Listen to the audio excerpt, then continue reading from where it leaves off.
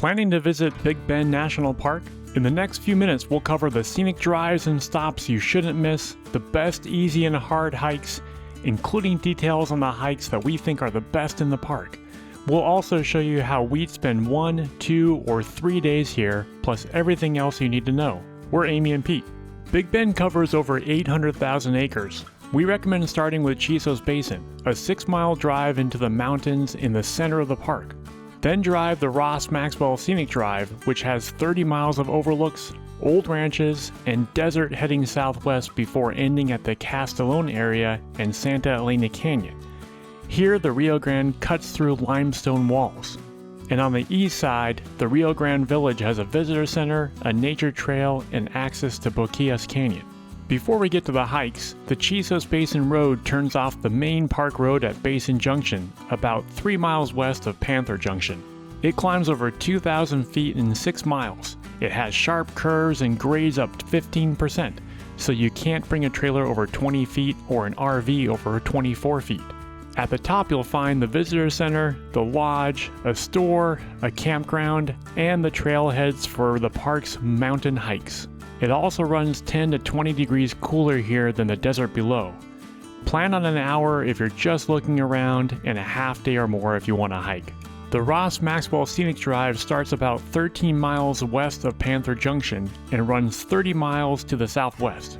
Along the way you can stop at Sam Nail Ranch, Sotol Vista, Mule Ears Overlook, Tough Canyon, and the Horner Wilson Ranch. At the end you can also drive to Santa Elena Canyon. Plan on 2 to 3 hours round trip with stops. The Castolon Area sits near the end of the drive along the river. There's a ranger station, a small store, and a historic district from the 1900s that's worth checking out. It's a good place to stop, or you can continue another 8 miles to get to Santa Elena Canyon. Plan on spending about 30 minutes here. The Rio Grande Village area is on the east side of the park, 21 miles from Panther Junction. The road drops nearly 2,000 feet and you'll have views into Mexico. Here you'll find a visitor center, a park store, a campground, and a couple of trails. There is also a turnoff for the hot springs. Plan on about a half day. For easy hikes, the Window View Trail is paved, wheelchair accessible, and right at the Chisos Basin Lodge. It's also a great spot for sunset. The Santa Elena Canyon Trail heads into the canyon along the Rio Grande. Balanced rock on the Grapevine Hills Trail ends at one of the most photographed spots in the park. The Boquillas Canyon Trail climbs over a low ridge and drops to the river, and the Lower Burro Mesa Pour-Off Trail is a quick lake stretcher off the Maxwell Scenic Drive. A few details about the Santa Elena Canyon Trail. The trail starts at the south end of the parking lot on a short boardwalk through the desert. After about 300 feet, it drops down along the bank of the Rio Grande River, and you'll get your first look into the canyon. Mexico is actually directly across the river here. A short distance later, you'll cross Terlingo Creek. Depending on the recent rain, this can be dry, muddy, or flowing, and if the water is high, you don't want to try to cross it. On the far side, you'll climb a set of switchbacks that gain about 100 feet. This is the hardest part of the hike.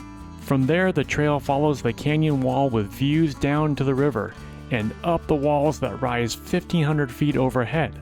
It ends at the water's edge where the canyon narrows, and you can return the same way. Park at the Santa Elena Canyon parking area at the end of Maxwell Scenic Drive, about 8 miles west of Castolon.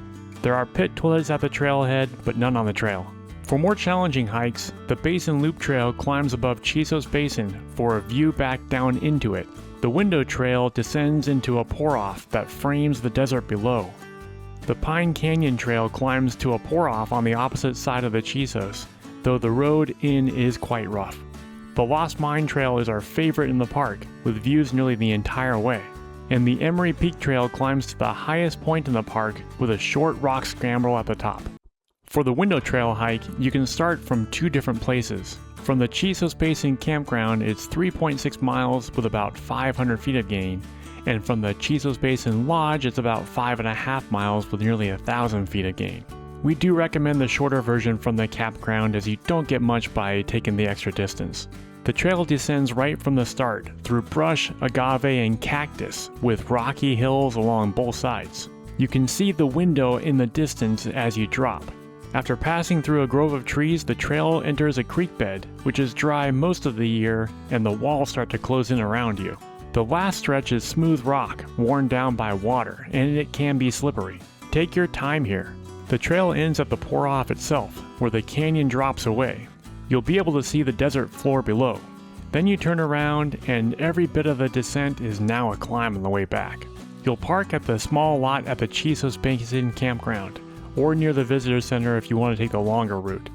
Both are in Chisos Basin, and there are flush toilets at both.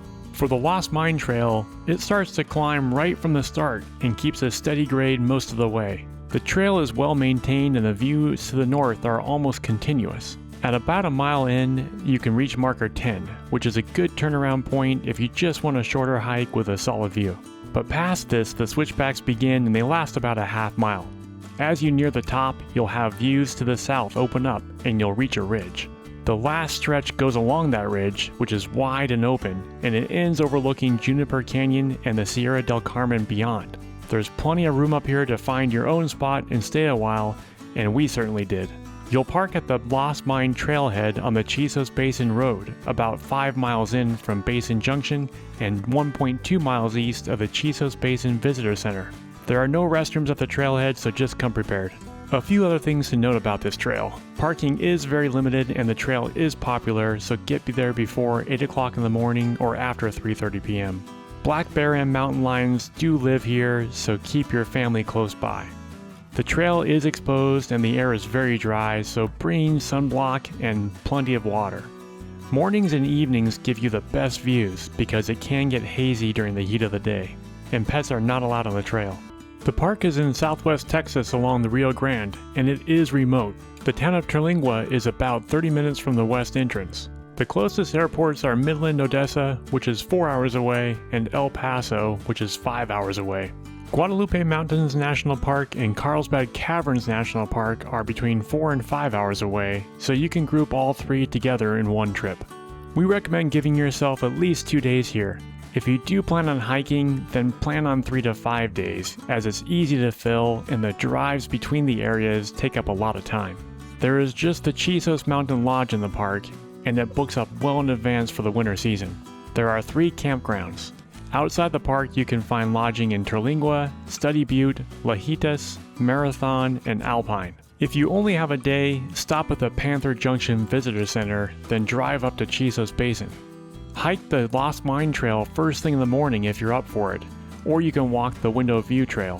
Then head to the Maxwell Scenic Drive and finish with the Santa Elena Canyon Trail. It's a full day, so get an early start. If you're here for 2 days, then split it up. Spend the first day in the Chisos Basin area hiking the Lost Mine Trail and the Window Trail, and on the second day, go to the Maxwell Scenic Drive. Explore Castolon and hike Santa Elena Canyon. And if you have time and the energy, add in Balanced Rock. If you're here for 3 days or more, take in the east side also. Drive out to Rio Grande Village, hike the Boquillas Canyon Trail in the morning, walk the Nature Trail, and visit the hot springs. Another option if you're up for it is to take on the Emery Peak Trail. And be sure to stay out for dark at least once. A few notes.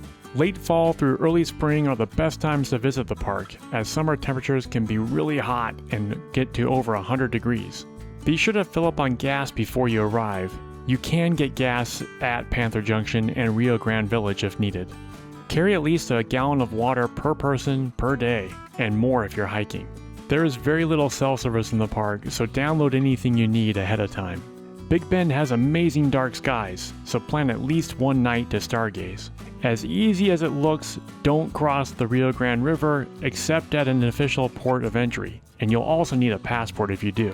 Leash pets are allowed on roads and in campgrounds, but not on any trails. And if you're planning other park visits, Amy and I are creating guides for every US park. Subscribe so you don't miss the ones you'll visit next. And if you want to remember your trips forever, be sure and check out our park stickers and custom travel posters at justgotravelstudios.com. Link is in the description.